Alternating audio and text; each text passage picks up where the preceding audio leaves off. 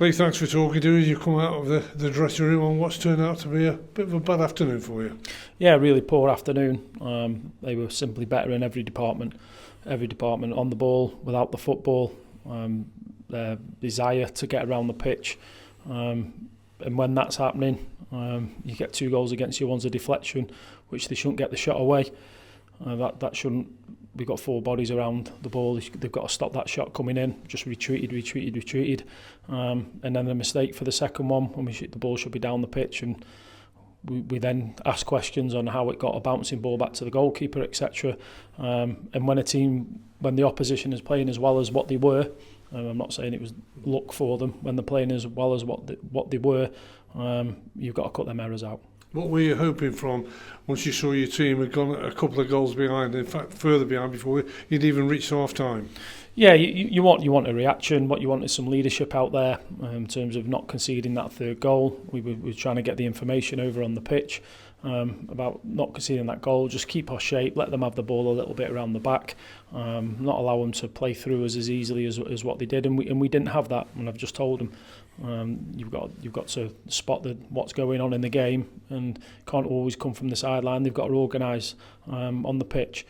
But a real poor afternoon. Like I say, they were better in every department.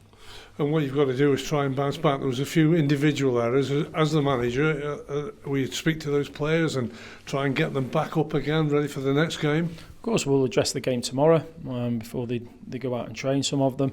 So we'll address the game tomorrow. And I've asked them to gather their thoughts and make sure they come back with something and some good reasons. And the most disappointing thing is the lack of energy we had on the pitch.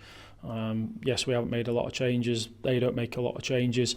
And that's the poor thing for us. We've got plenty of young players on the pitch who should be able to manage 2 games in 2 weeks. We should be able to manage that, and there was a lack of intensity to the whole game. I said to him, that's not physical, that's your preparation, getting ready for the game. But what we got to do is we really have to dissect it, take in the information, us as well as coaches, which we will do. What could have we done with it? But we've still got to strive forward. We want to play how we want to play. We won't go away from how we want to be.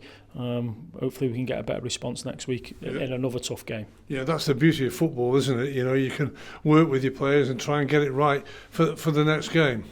Yeah, look, we will focus on what's just gone. There's always the next game, isn't there? But we can't just say there's a next game after you lose 3-0 at home. I thought them days are gone when we were losing heavily at home, because we've done some good recruitment. I've just said to the group that shouldn't happen to them, because they're right on board. Good lads, that shouldn't happen to them. In too many individual errors and way below performances with and without the football have cost us today. Well, you said you'll do your training, you'll do your work. You have a game coming up. Is it an opportunity to have another look at another set of players who you pick?